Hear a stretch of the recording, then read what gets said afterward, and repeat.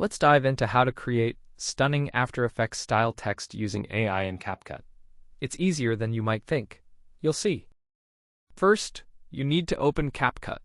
Next, carefully add your chosen video clip to get started with your creative project. Any video that you like. For instance, let's choose one now. It's loading. So let's take a look at this option carefully. For example, let's select a photo along with something else. How about this one? Now we have this particular photo added into our project, giving us a great start. What do we want to achieve here? We would like to add some text, so now we click on Add Text, and here you will search for the After Effects style text template to use right away. Just write After Effects, like that, as you can see here. Now we've entered it in, so we press OK, and here we go. Look at that. We now have the After Effects style text ready to use in our project. This will really enhance the look of your video.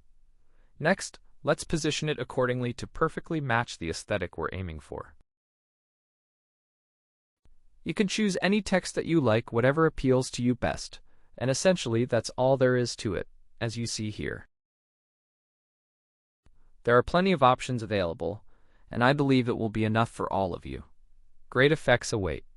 Here's a cool and fun text for you all to enjoy. That's it for now.